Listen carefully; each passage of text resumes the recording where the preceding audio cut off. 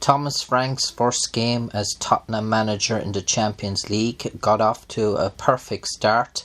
A 1-0 victory, and dare I say, when we mean a perfect start, the Tottenham couldn't have wished for a better start. After 4 minutes, Lewis Jr. made a calamity in the Villarreal goal. A cross from Lewis Bergvall. The lively Bergvall got to the end line, was looking to square the ball across to Richarlison.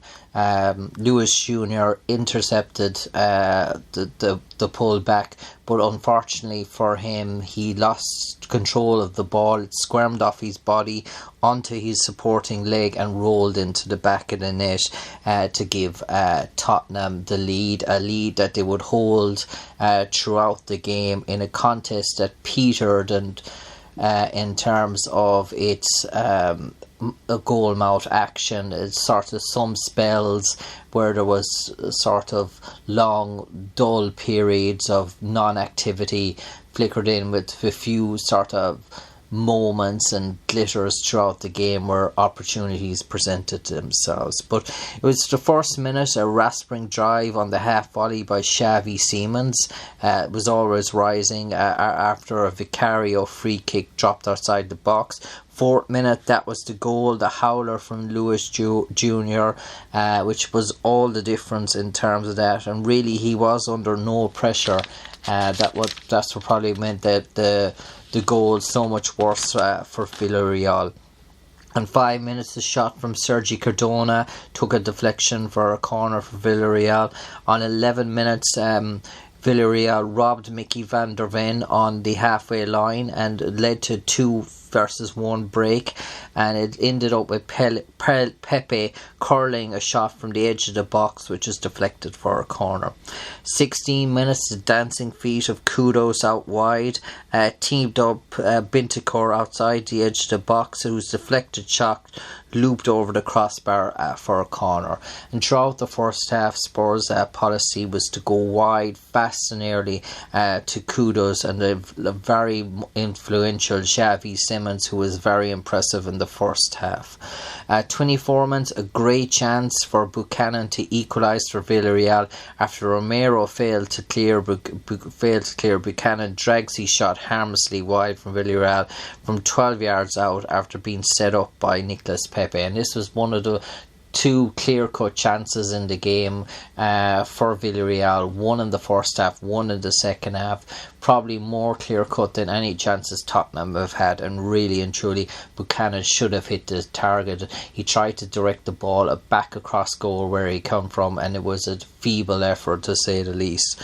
On 30 minutes, good approach play by Spurs between Simons and Spence led to stinging drive from Papasar that tested the gloves of Lewis Jr. At 35 minutes, Richarlison goes down the box, but the referee waved away his penalty claim, and really when VAR looked at it, there wasn't enough contact to merit a penalty.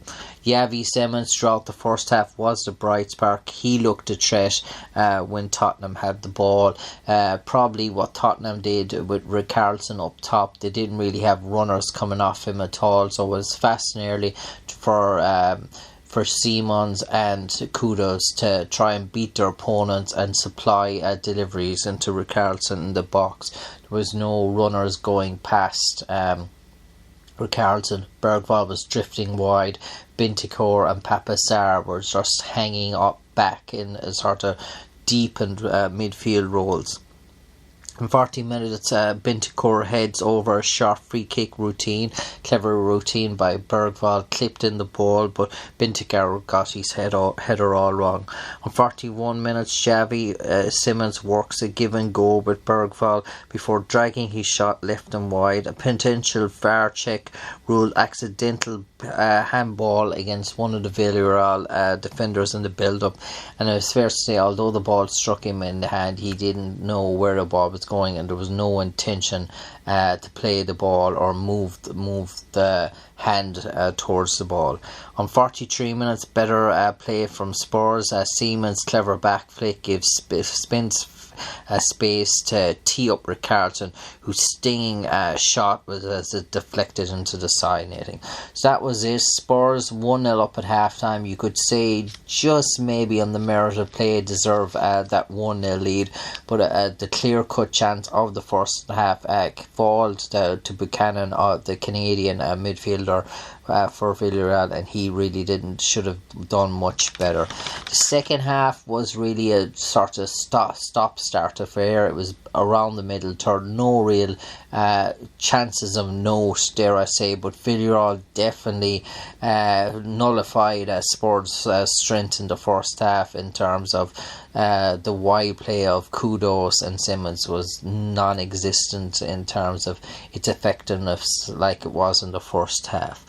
On 54 minutes, really, it took 14 minutes for the first real chance of the second half, and it fell to the former Spurs player, the defender Young, fight for Villarreal, but he cannot get a proper connection to an in-swinging corner, and really it was a great delivery. In any sort of touch or glance and it would have asked serious questions of Vicario. On 54 minutes, the second great chance. It was a fantastic chance for Pepe, who tries to side pass his effort into the bottom corner, but pulls it wide and wide. This was probably very much similar to the chance that presented itself to Buchanan as well.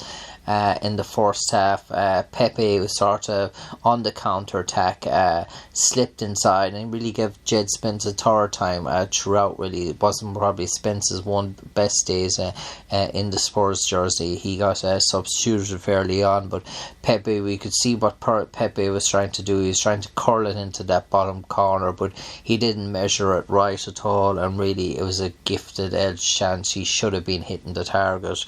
65 minutes, Marcelino got a yellow card, the manager of Villarreal, for a real talking point, because Yavi Simmons has booked it in the first half for a knock. It's enough sort of a tackle. Whether it warranted a yellow card or not is very much debatable, but the second challenge in the second half, where Simmons didn't have control of the ball and he lunged in on a tackle that forced the player to ground, you could say warrant that was more of a yellow card than the actual card he got given in the first half, but the referee deemed it not to be a second yellow and a red card for Simmons that would have put Tottenham down to 10 men with still another 30 minutes or so to play, and that's what really incensed Marcelino, because anywhere on the pitch in terms of that decision, and you would have said, oh, that is yellow card territory. And 71 minutes in ensuing cross from Kudos narrowly misses the diving head of Richarlison, and really and truly Richarlison had, if an inch lower left or right, Richarlison had gotten inside of his man, and it looked like it was goal or written all over it. On 80 minutes, Paulino shot on a wicket bounce, always clearing the crossbar. On 83 minutes, Mickey van der Ven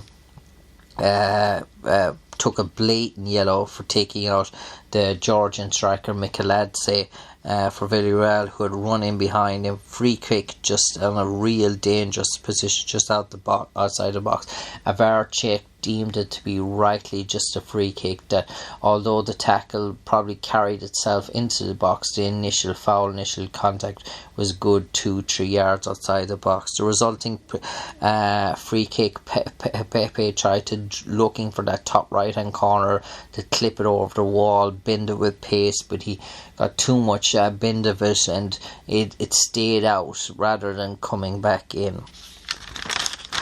And really and truly, from there to the end of the game, there wasn't really another real chance as such. Probably if you're looking at the game as a whole, Villarreal probably had the better of the second half, and probably disappointed they didn't come away from something with a draw, at least from the visit to White Hart Lane. Thomas Frank won't mind. It was probably one of the harder home games on paper for him. He's got up and running. He has his 3 points in the Champions League. They will face difficult assignments away to Monaco and PSG, but probably the next tough game they have at home in their group phase. It will probably be out in January when they face Borussia Dortmund. So happy out for Thomas Frank and for all Tottenham supporters at White Hart Lane tonight. They got, dare I say, a Halloween howler with Halloween around the corner from Lewis Jr.